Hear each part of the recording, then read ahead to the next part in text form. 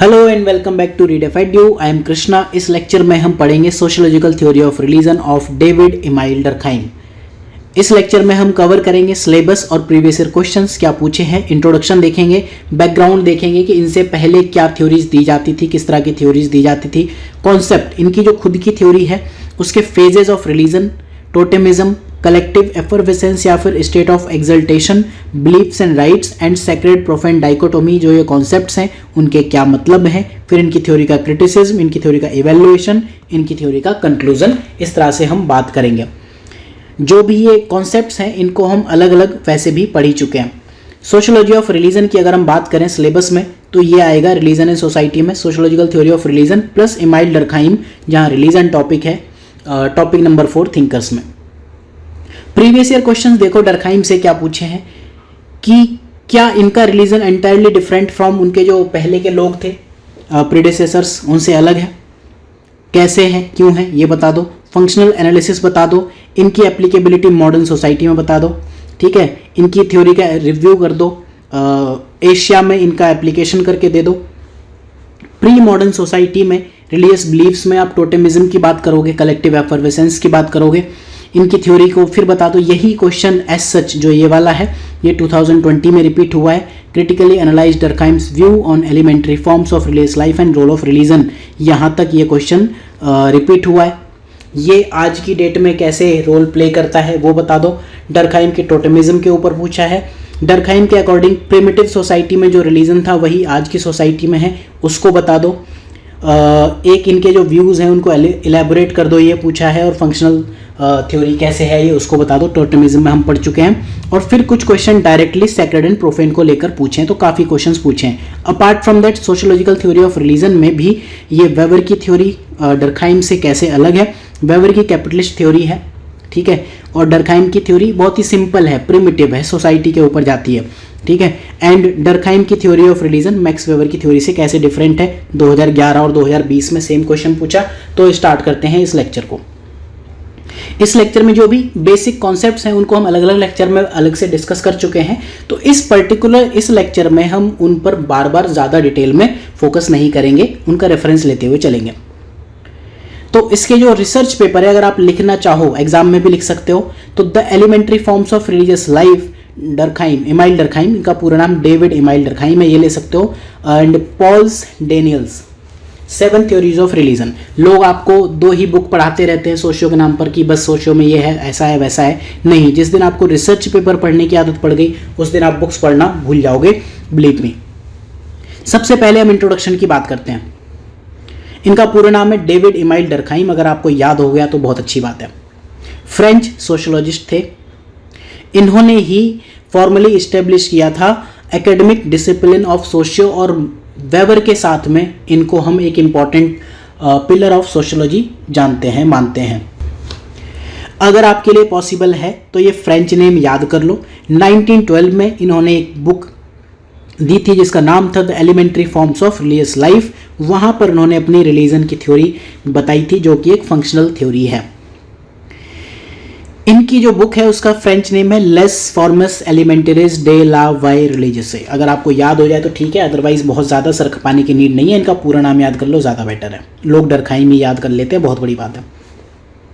तो इन्होंने अपनी थ्योरी में एक सोशियोलॉजिकल पर्सपेक्टिव दिया रिलीजन को लेकर, ना कि ट्रेडिशनल बिलीफ जैसे नेचर की वर्शिप को लेकर रिलीजन नहीं बना, एनिमिज्म, मोनोथिज्म और ये चीज़ों को लेकर नहीं बना है। तो ये तो आप इंट्रोडक्शन में जो इसमें से लिखना चाहो वो लिख सकते हो, ठीक है।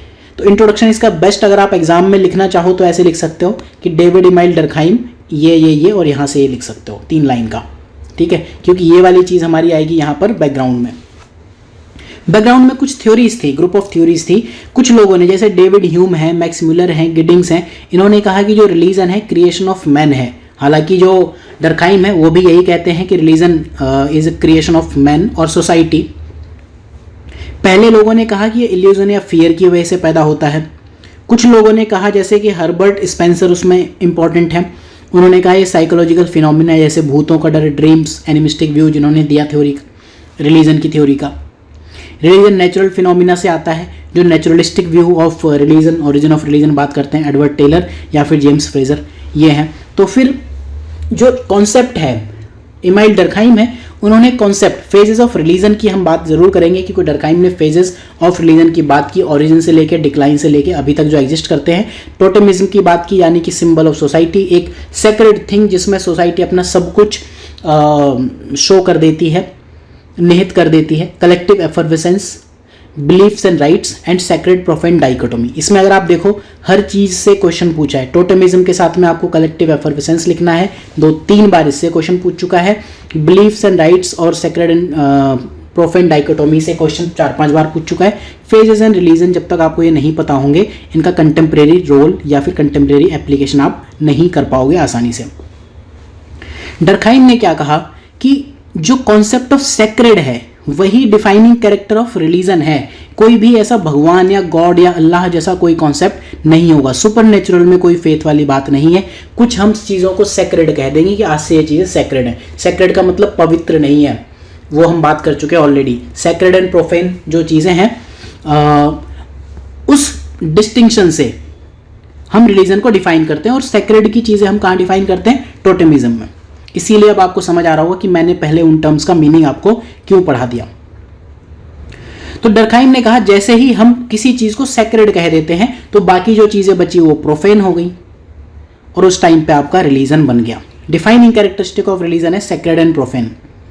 डर्कहाइम ने यह कहा कि religion is product of human activity and it is not a product of divine intervention.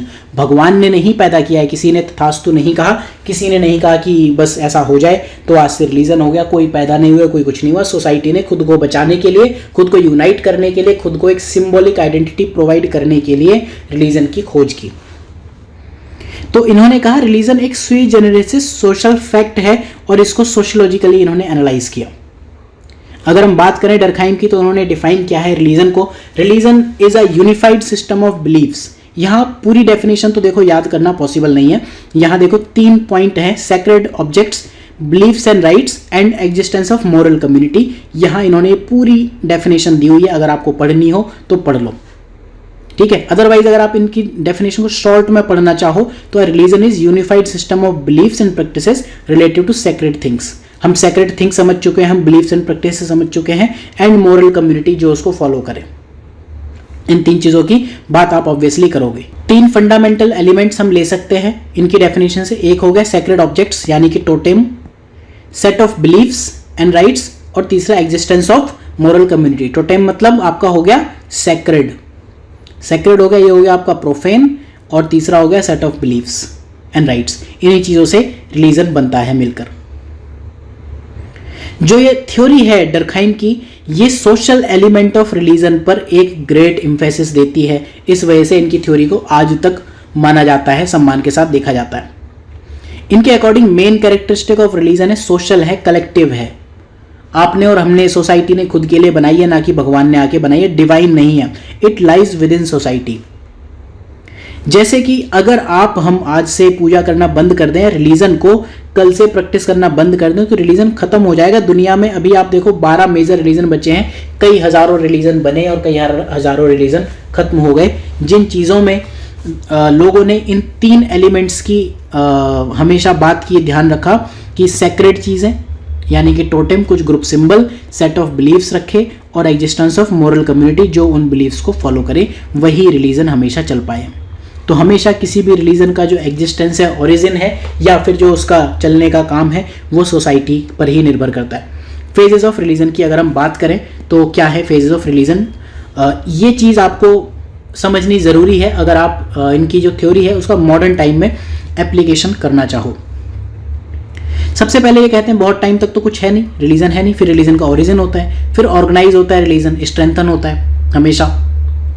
अब इसके बाद ओरिजिन के बाद ऑर्गेनाइज होने के बाद रिलीजन राइज करेगा। कुछ रिलीजन डिक्लाइन करने शुरू हो जाएंगे, कुछ रिलीजन डिक्लाइन करने के बाद खत्म हो जाएंगे, और कुछ रिलीजन यहाँ पर रिवाइव हो जाएंगे, चाहे वो रिलीजियस रिवाइवलिज्म की वजह से या फंडामेंटलिज्म की वजह से या फिर किसी और चीज़ की नीड से।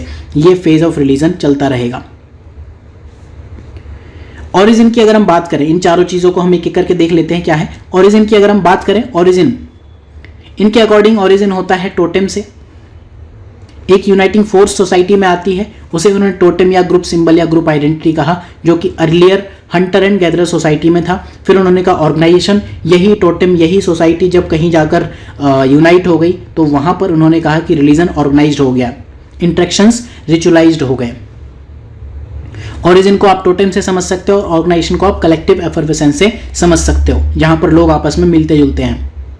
इसके बाद होता है decline of religion. With time आप देखोगे कि सेकुलरिज्म एंड सेकुलराइजेशन जैसी चीज़ें आती हैं, मॉडर्निज्म, मॉडर्निटी, ये सब चीज़ें आती हैं। एंथनी गिडेंस ने कहा है कि अगर मॉडर्निटी आएगी तो फिर या ग्लोबलाइजेशन आएगा तो फिर रिलीजन डिक्लाइन करेगा। हाँ, उसकी वजह से उन्होंने गिडेंस ने ये भी कहा है कि फंडामेंटलिज्म भी राइज करेगा, वापस से रिलीजन रिवाइव करेगा। तो religion with time less important होता जाता है या ग्रेजुअली सुपरसीड हो जाता है साइंस के द्वारा। इंडिविजुअल कल्ट ही रिप्लेस करने लगते हैं सोशल कल्ट को। जो सोसाइटी ने टोटेम बनाया था वो टोटेम हम खुद ही बन जाते हैं, हम खुद को बड़ा मानने लगते हैं, हम साइंस और टेक्नोलॉजी से ड्रिवन होते हैं, हमें अपने रिलीजन की कोई चिंता नहीं होती, हमें अपनी सोसाइटी की कोई चिंता नहीं होती, तब डिक्लाइन ऑफ रिलीजन होता है। लेकिन रिलीजन खुद को बचाता है।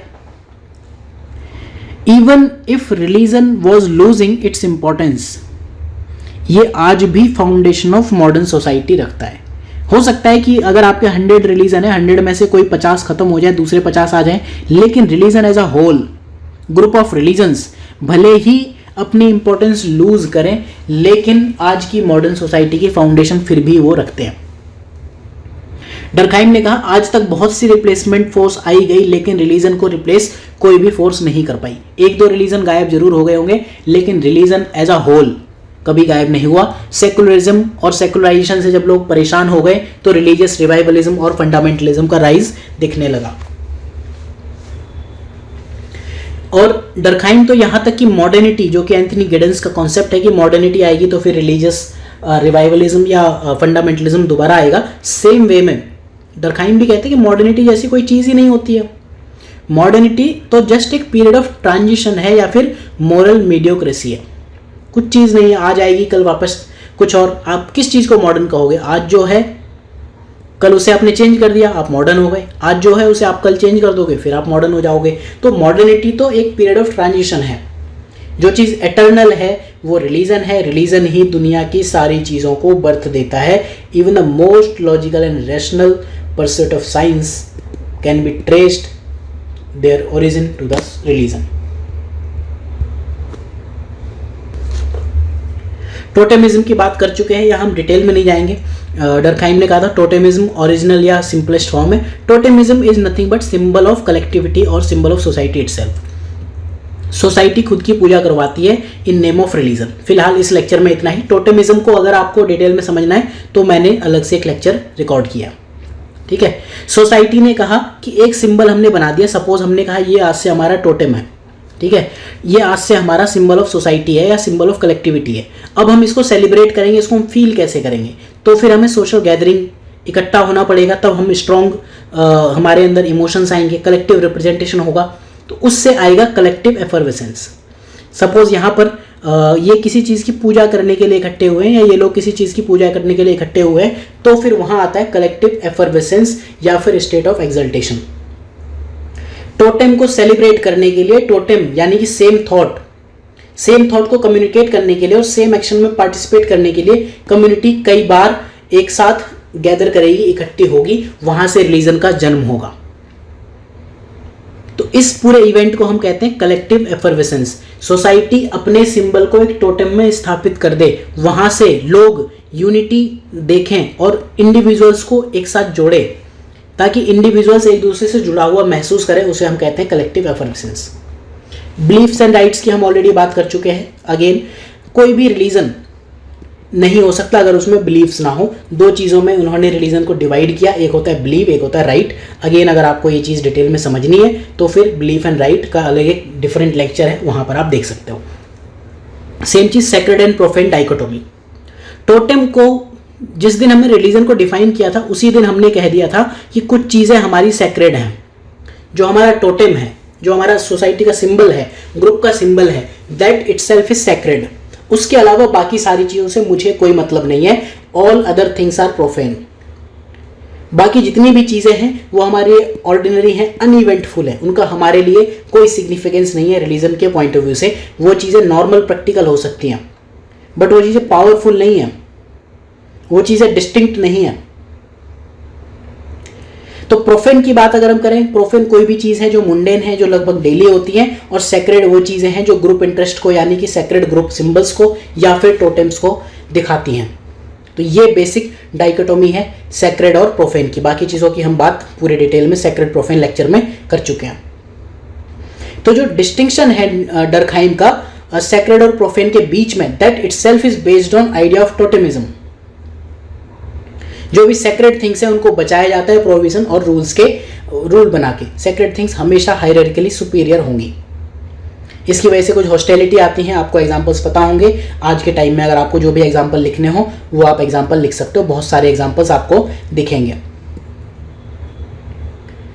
तो ये बेसिकली थ्योरी थी, इन सारी चीज़ों को मिलकर बना है डर्कहाइम्स कॉन्सेप्ट ऑफ रिलीजन। अगर आप देखो तो अभी मैं 16 मिनट में पूरी थ्योरी आपको समझा चुका हूँ। अगर मैं इसी लेक्चर में आपको सारी चीज़ें बताता तो जो 10 मार्कर्स क्वेश्चंस हैं उनकी इंपॉर्टेंस आप नहीं समझते, और अननेसेसरी इस लेक्चर में आप थ्योरी ऑफ रिलीजन को समझने के बदले आप यहाँ पर समझते हैं टोटेम क्या होता है, सेक्रेड प्रोफेन क्या होता है, फलाना डिमका क्या होता है। इन चीज़ों में आप लगे रहते हैं, आपको थ्योरी ऑफ रिलीजन नहीं आती। इससे हमें यह भी पता चलेगा कि अपनी नॉलेज को कैसे एक क्वेश्चन में हम कंप्रेस करेंगे, जब पूरा एज सच एक क्वेश्चन पूछ लिया जाएगा पूरा कि उनकी थ्योरी ऑफ रिलीजन बता दो। क्रिटिसिज्म की बात करते हैं। डर्कहाइम की थ्योरी को इंपिरिकली और थ्योरेटिकली दोनों ग्राउंड्स पर क्रिटिसाइज किया गया।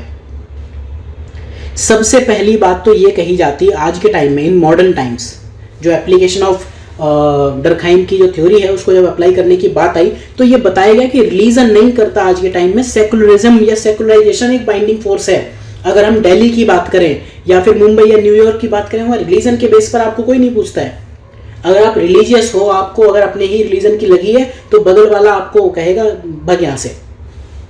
सेकुलरिज्म ही बाइंडिंग फोर्स हो सकती है मॉडर्न सोसाइटी की, ना कि रिलीजन। डर्कहाइम के आइडिया सिर्फ और सिर्फ सिंपल सोसाइटीज पर एप्लीकेबल हैं। इंडिया में अगर आप देखो तो विलेज लेवल पर एप्लीकेबल हैं, अर्बन एरियाज में, स्लम्स में एप्लीकेबल हो सकते हैं, बट मेजर बड़ी बड़ी बिल्डिंग्स में नहीं एप्लीकेबल हो सकते हैं। जहां वर्टिकल एक्सपेंशन ऑफ सोसाइटीज हो रहा है, जब हम डेमोग्राफिक सोशियोलॉजी पढ़ते हैं, जब हम अर्बन और रूरल सेटलमेंट की बात करते हैं, वहां ये देखते हैं अर्बन, अगर आप आज का कल्चर देखो, आपको ये नहीं पता कि आपके अपार्टमेंट के सामने कौन साहब रहते हैं, तो वहाँ कहाँ से रिलीजन आ गया? तो सेकुलरिज्म में अगर वहाँ आप अपने रिलीजन के गाने बजा दोगे तो सामने वाला आपको आपके डंडे लाके पीटेगा।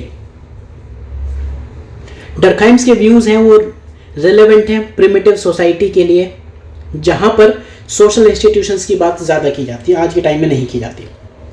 फिर वेह स्टेनर, ये नाम अगर आप याद करना चाहो तो बहुत अच्छी बात है, मैंने आपको नाम दे दिया, कुछ नाम, 2-4 नाम तो याद करो। ये आपको दूसरे सोशियो ऑप्शनल वाले बच्चों से आपको डिफरेंट करेंगे, आपको गर्ल से लेडी बनाएंगे और आपको बॉय से मैन बनाएंगे अगर आप ये कुछ नाम और कुछ डेफिनेशन हमेशा यूज करने की कोशिश करते हो। इनफैक्ट जीएस में भी कुछ नाम तो यूज किए जा सकते हैं, वहां सेक्रेड प्रोफेन डाइकोटोमी मत यूज करने लगना जीएस में। तो वे स्टेनर ये कहते हैं कि सेक्रेड प्रोफेन डाइकोटोमी यूनिवर्सल भी नहीं और एब्सोल्यूट भी नहीं है, ये तो हर एक रिलीजन के लिए डिफरेंट है।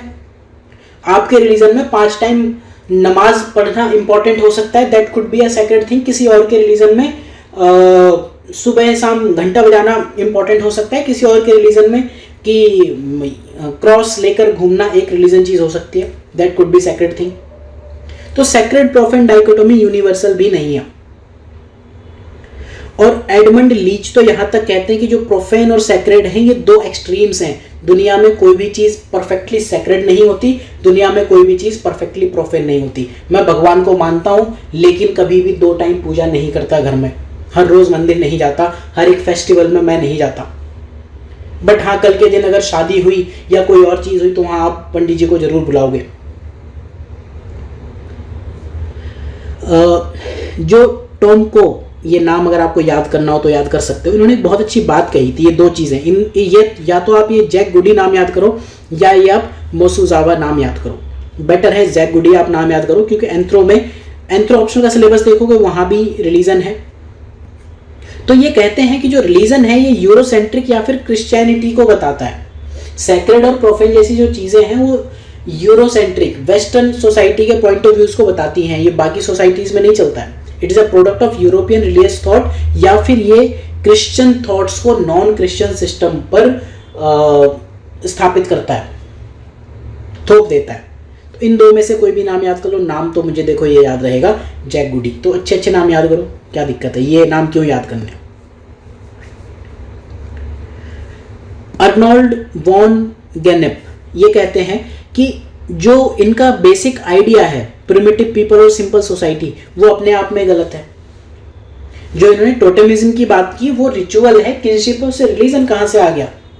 अगर मैंने किसी सिंबल में एक कह दिया कि आज से हमारी सोसाइटी का सिंबल है, तो रिचुअल है, उससे हमारा रिलीजन थोड़ी आ जाएगा। अगर हमने अपना पूरा सिनॉप्सिस या रीडेफाइड की आइडेंटिटी इस सिंबल में डाल दी है, तो कल के दिन इससे हम रिलीजन थोड़ी बना लेंगे। तो it is a form of ritual या किनशिप, जिससे आपके भाई भतीजावाद आते हैं, फैमिली बन सकती है, रिचुअल्स हो सकते हैं, लेकिन टोटेमिज्म से रिलीजन नहीं आता है।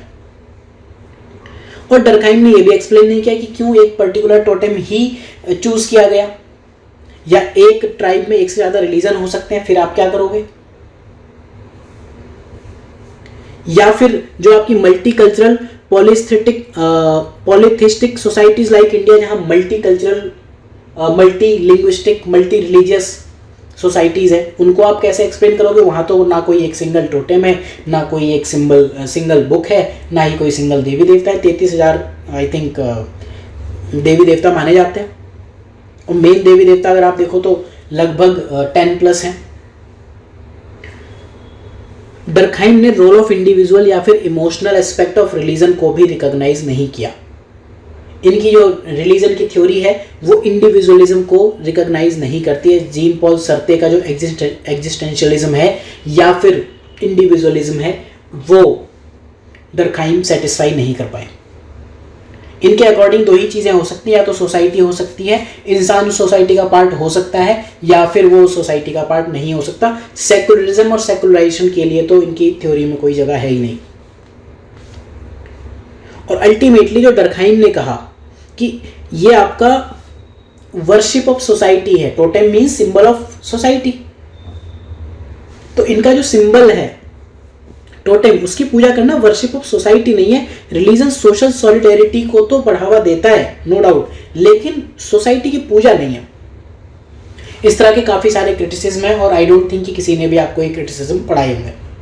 अब हम इवैल्यूएशन की बात करते हैं डर्कहाइम की थ्योरी की। हमेशा ये स्ट्रक्चर होना चाहिए कि पहले आप थ्योरी बता दो, फिर गालियां दो, फिर ऑब्वियसली इवैल्यूएशन करो, फिर कुछ पॉजिटिव नोट पर कंक्लूड कर दो। इवैल्यूएशन की अगर हम बात करें, डर्कहाइम ने कहा कि religion most fundamental social institution of human kind है। रिलीजन नहीं है तो सोसाइटी नहीं है, सोसाइटी नहीं है तो यूनिटी नहीं है, यूनिटी नहीं है तो टोटेम का कोई एग्जिस्टेंस नहीं है, और टोटेम नहीं है और एग्जिस्टेंस ऑफ यूनिटी नहीं है तो फिर आपका कलेक्टिव एफर्वेसेंस नहीं है, और सोसाइटी खुद ही नहीं है। तभी उन्होंने कहा कि एलिमेंट्री फॉर्म ऑफ रिलीजियस या सोशल लाइफ, रिलीजन सबसे ज्यादा मोस्ट फंडामेंटल, मोस्ट एलिमेंट्री चीज है। रिलीजन की वजह से ही कलेक्टिव कंसाइंस आई है लोगों में। डर्कहाइम ने रिलीजन को एक ऑर्गेनिक मैनर में, फंडामेंटल पर्सपेक्टिव में एक्सप्लेन किया। He did not explain religion as a whole but in parts. ये क्वेश्चन आपको पूछा जा सकता है कमेंट। तो पार्ट्स में हमने देखा, टोटेम से लेकर पूरे 5 पार्ट में हमने इनके कॉन्सेप्ट की बात की, वो होगा। कंक्लूजन की बात करें कि कंक्लूजन हमेशा आप नेगेटिव से आओगे कि डिस्पाइट क्रिटिसिज्म, इस तरह से लिखोगे कि डिस्पाइट क्रिटिसिज्म इनका वर्क है widely praised for theoretical insights. और जो रॉबर्ट एलन जोन्स हैं, उनकी अगर हम बात करें तो उनके आर्ग्यूमेंट्स हैं, उन्होंने काफ़ी जनरेशंस ऑफ सोशोलॉजिस्ट को स्टिमुलेट किया है, काफ़ी लोग उनको फॉलो करते हैं। इन्होंने functionalist school of socio and anthro दोनों चीज़ों को जन्म दिया। इनकी जो थ्योरी है फंक्शनलिस्ट थ्योरी ऑफ रिलीजन कही जाती है। हम एक लेक्चर में डिफरेंट थ्योरीज ऑफ रिलीजन भी पढ़ेंगे जो यूपीएससी ने आज तक नहीं पूछे। Types of theories of religion भी हम पढ़ेंगे। तो जो हमारे सिलेबस में है, मार्क्स, वेबर एंड डर्कहाइम, तीनों ही थ्योरी हमारी है फंक्शनल थ्योरी ऑफ रिलीजन।